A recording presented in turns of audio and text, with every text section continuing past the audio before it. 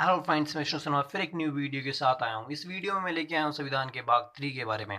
ये हमारी सीरीज चल रही है, इसमें तीसरा वीडियो है। इसमें संविधान के भाग 3 के बारे में है। हमारे संविधान के भाग 3 की बात करें तो कहीं ना कहीं इसमें फंडामेंटल राइट्स या मौलिक अधिकार का उल्लेख किया गया है। यदि उसके अंतर्गत बात करें तो आर्टिकल 12 से 35 में हमारे मौलिक अधिकार आते हैं। यदि मूल संविधान की बात करूँ तो उसमें 24 अनुच्छेद का 7 मौलिक अधिकार बताए गए थे, परंतु वर्तमान संविधान में 23 अनुच्छेद 6 मौलिक अधिकार हैं। अब ऐसा क्यों है? क्योंकि 44वां संविधान संशोधन 1978 के द्वारा हमारे एक मौलिक अधिकार को हटा दिया गया। वह हमारा संपत्ति रिलेटेड मौलिक अधिकार था। वह हमारे आर्टिकल 31 में इसका उल्लेख किया गया था। यदि भाग 3 की बात करूँ तो इसे भारतीय संविधान का मैग्ना कार्टा कहा जाता है। अब बात करते हैं मैग्ना कार्टा शब्द कहाँ से आया। मैग्ना कार्टा शब्द की बात करूँ तो ये कहीं ना कहीं इंग्लैंड के संविधान में जब 1215 की ईस्वी की बात करें तो उस समय वहां पर एक अधिकार पत्र शो किए गए थे। नागरिकों के लिए मौलिक अधिकार पत्र शो किए गए थे। उस समय इसको मैग्ना कार्टा कहा गया। इस कारण ही इसे भारतीय संविधान का मैग्ना कार्टा कहा जाता है। हाँ, मूल अधिकारों की बात की जाए तो मूल अधिकार हमारे यूएसए के संविधान से लिए गए हैं। यदि आर्टिकल 12 की बात करते हैं, हम स्टार्ट करते हैं हमारे आर्टिकल्स 12 की बात करते हैं तो आर्टिकल 12 में राज्य की परिभाषा का उल्लेख किया गया है। ये राज्य शब्द क्या है? ये राज्य शब्द की ही परिभाषा का उल्लेख किया गया, क्योंकि हम आगे अपने मौलिक अधिकार पढ़ेंगे तो हमें बार बार राज्य शब्द सुनने को मिलेगा। तो उस राज्य शब्द की परिभाषा को यहाँ शो आउट किया गया है।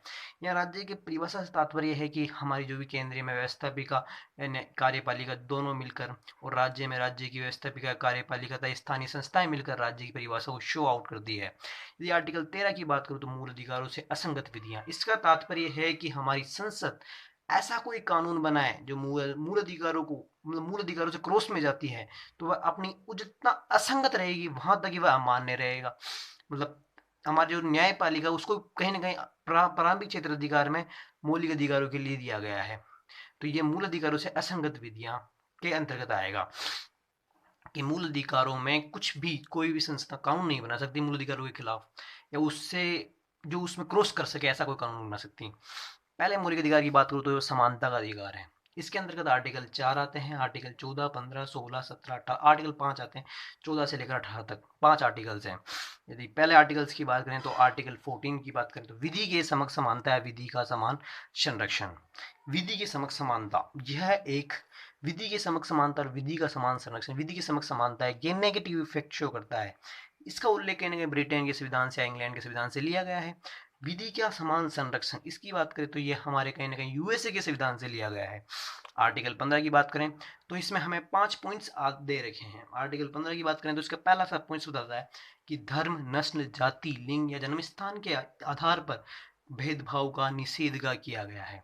यदि इसके दूसरे सब पॉइंट की बात करें तो सार्वजनिक स्थान, शौचालय, भोजनालय आदि स्थानों पर 5 आधारों पर भेदभाव का निषेध किया गया है। यदि इसके तीसरे सब पॉइंट की बात करें तो राज्य महिलाओं बच्चाओं के लिए कल्याणकारी योजनाओं की व्यवस्था कर सकता है। इसमें कोई भेदभाव नहीं है, इसमें कोई जेंट्स के साथ भेदभाव नहीं है। यह इनकी व्यवस्था की गई कि राज्य जो महिलाओं व बच्चों के लिए कल्याणकारी योजनाएं बना सकते हैं। चौथी बात करें तो राज्य सामाजिक आधार पर पिछड़े वर्गों के लिए आरक्षण की व्यवस्था कर सकता है। ये हमारे कहीं ना कहीं चौथे सब पॉइंट्स में कहा गया है कि पिछड़े वर्गों के आरक्षण की व्यवस्था की गई है। यदि हम पांचवे की बात करें तो सामाजिक तथा शैक्षिक आधार पर पिछड़े वर्गों के लिए राज्य के द्वारा स्थान सुरक्षित किए गए हैं, जो भी हम रिजर्वेशन कहते हैं, वो रिजर्वेशन यह शो किया गया। हाँ, ये हम पाँच छठे सब पॉइंट की बात करें तो ये कहीं ना कहीं 103वें संविधान संशोधन 2000 जो भी हमारा अभी 2019 में हुआ था, जनवरी के टाइम जिस टाइम हुआ था, सवर्णों को जो हमारे जनरल्स कैटेगरी में आते हैं उनको 10% आरक्षण दिया गया, अलग से व्यवस्था की गई। वह हमारे 6 सब पॉइंट्स में एडिंग हुई है। यदि हम आगे बात करें आर्टिकल 16 की बात करें तो कहीं ना कहीं लोक नियोजन व राज्य के अधीन नौकरियों में समान अवसर उपलब्ध होंगे। ये आर्टिकल 16 बोलता है कि जो लोक नियोजन होते हैं वह राज्य के अधीन जो भी नौकरियों में समान अवसर उपलब्ध होंगे, इसमें किसी भी आधार पर भेदभाव नहीं किया जाएगा।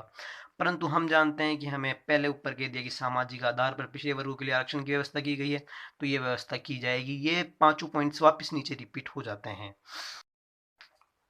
यदि आर्टिकल 17 की बात करें तो आर्टिकल 17 में अस्पृश्यता का अंत का उल्लेख मिलता है, या छुआछूत का अंत का उल्लेख मिलता है।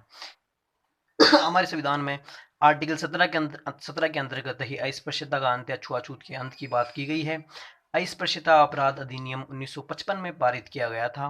यदि आर्टिकल 18 की बात करें 18 की बात करें तो इसमें उपाधियों के अंत के बारे में बताया गया है। ये उपाधियों का अंत सेना या शिक्षा की उपाधि को छोड़कर के बारे में बात की गई है। यदि कोई भारत देश का नागरिक विदेश में कार्यरत है तो वह वहां पर किसी भी उपाधि को ग्रहण नहीं कर सकता बिना राष्ट्रपति, हमारे राष्ट्रपति की अनुमति के। या यदि विदेश का कोई नागरिक हमारे भारत में कार्यरत है तो वह भारत के राष्ट्रपति के बिना अनुमति के वहां की किसी भी उपाधि को ग्रहण नहीं कर सकता। यह आर्टिकल 18 के तहत बताया गया है। यदि हम दूसरे अधिकार की बात, मौलिक अधिकार की बात करें तो यह है हमारा स्वतंत्रता का अधिकार। इसका उल्लेख आर्टिकल 19 से 22 के बीच किया गया है। 19, 20, 21, 22 चार आर्टिकल्स में किया गया है। यदि आर्टिकल 19 की बात करें तो इसमें वाक स्वतंत्रता आदि विषय कुछ अधिकार बताए गए हैं। यदि मूल संविधान में बात करें तो 7 मौलिक स्वतंत्रता का उल्लेख किया गया था, परंतु वर्तमान में 6 मौलिक स्वतंत्रता है। क्योंकि जो हम बात करें, एक 44वां संविधान संशोधन 1978 में हुआ था। इसी के आधार पर एक स्वतंत्रता को जो संपत्ति से संबंधित थी उसको निलंबित कर दिया गया है, उसको खारिज कर दिया गया।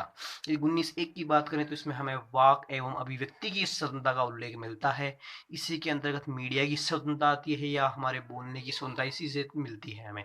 19(2) की बात करें तो शांतिपूर्वक बिना हथियारों के सभा करने की स्वतंत्रता का उल्लेख किया गया है। 19(3) की बात करें तो संघ बनाने की स्वतंत्रता। हाँ, इसी के तहत एक 97वां संविधान संशोधन 2011 किया गया था, जिसके के तहत सरकार सहकारी समिति का गठन करने की हमें जो क्षमता है वह इसी के तहत मिली थी। यदि हम चौथी की बात करें तो निर्बाध रूप से भ्रमण कर रही क्षमता है कि भारत देश में हम कहीं पर भी निर्बाध रूप से भ्रमण कर सकते हैं। यदि 5वीं की बात करें तो देश के किसी भी क्षेत्र में निवास करने की स्वतंत्रता भी हमें 19 के अंतर्गत मिली गई है। हाँ, पहले इसमें जम्मू कश्मीर नहीं था, पर अब इसमें जम्मू कश्मीर भी इंक्लूड हो चुका है। हाँ, एक छठी थी ये 19 जिसको हमें हटा दिया गया, मैंने पहले भी आपको बताया है। ये 44वां संविधान संशोधन 1978 के द्वारा हटा दी गई है, जो 19 के अंतर्गत आती है या छठा पॉइंट आती है। 7वीं स्वतंत्रता की बात करें तो आजीविका कमाने की स्वतंत्रता, कि हमारा देश का नागरिक आजीविका कमा सकता है। आर्टिकल 20 की बात करें तो अपराधों के लिए दोष सिद्धि के संबंध में संरक्षण। यदि कोई अपराधी है या अपराधी हो चुका है तो उसके दोष हो चुका है, उस दोष सिद्ध हो चुका है, तो उसके संबंध में उसको किस किस प्रकार का संरक्षण है। भूत लक्षी प्रभाव का निषेध, यह एक ऐसा एक्ट है जिसके अंतर्गत ना कोई सरकार या ना कोई जो भी हमारी न्यायपालिका है वह वर्तमान में बने हुए कानून के अनुसार ही उस व्यक्ति को, उस अपराधी के हिसाब से सजा देगी। कोई भी नया कानून बनाकर उसे सजा नहीं दे सकती या किसी भी पुराने कानून के हिसाब से उसे सजा नहीं मिल सकती। दोहरे दंड का निषेध, एक गलती के लिए या एक दोष के लिए सिर्फ उसको एक बार ही सजा मिलेगी। हमारे संविधान में दोहरे दंड का निषेध किया गया है। साथ में खुद के विरुद्ध गवाही देने के लिए बाध्य नहीं किया जाएगा। हाँ, हमारे संविधान में यह भी उल्लेख किया गया है कि किसी भी व्यक्ति को उसके खुद के खिलाफ गवाही देने के लिए बाध्य नहीं किया जा सकता। आर्टिकल 21 की बात करूँ तो इसमें प्राण एवं दैहिक स्वतंत्रता का संरक्षण का उल्लेख किया गया है। अब इसी के अंतर्गत देखते हैं क्या बात की गई। इसके अंतर्गत कही गई है कि हमारे संविधान में कहा गया है कि किसी भी व्यक्ति को उसकी प्राण एवं दैहिक स्वतंत्रता से वंचित नहीं किया जा सकता जब तक विधि द्वारा स्थापित प्रक्रिया को पूर्ण नहीं कर लिया जाता। अब ये विधि के द्वारा स्थापित प्रक्रिया कहाँ से ली गई है तो मेरे दोस्तों, ये जापान के संविधान से ली गई है। यदि आर्टिकल 21(a) की बात करूँ तो इसमें 86वां संविधान संशोधन अधिनियम 2002 द्वारा प्रावधान किया गया है कि 6 से 14 वर्ष तक की आयु के बच्चों को निःशुल्क तथा अनिवार्य शिक्षा प्राप्त करने का अधिकार है। यही कहीं ना कहीं आर्टिकल 45 के अंतर्गत भी किया गया है। 86वां संविधान संशोधन अधिनियम 2002 द्वारा प्रावधान किया गया है कि 6 से 14 वर्ष तक की आयु के बच्चों को निःशुल्क तथा अनिवार्य शिक्षा प्राप्त करने का अधिकार है। यदि आर्टिकल 22 की बात करूँ तो इसमें हमें गिरफ्तारी के संबंध में संरक्षण मिलता है। इसकी दो दशाएं होती है, एक तो साधारण व विशेष दशा। साधारण दशा में किसी भी व्यक्ति को यदि गिरफ्तार कर रहे हो तो उसको गिरफ्तार करने से पहले उसका कारण बताना पड़ेगा।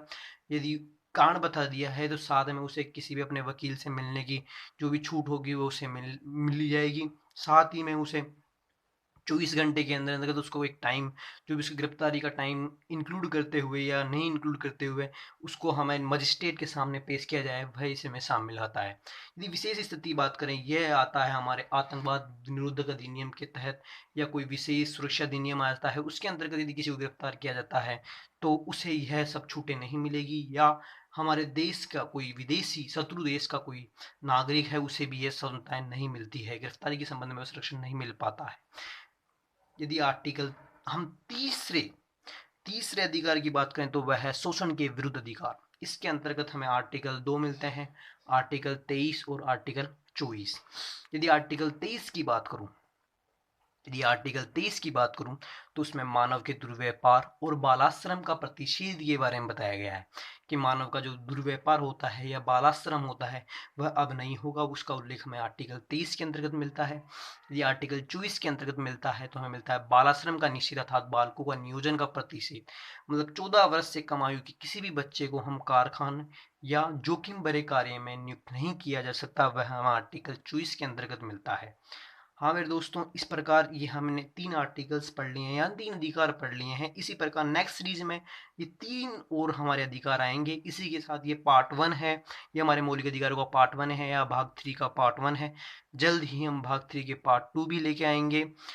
यदि वीडियो को आपको पसंद हो तो इसे लाइक कीजिए, चैनल को सब्सक्राइब कीजिए एंड शेयर कीजिए। Thank you and visit again.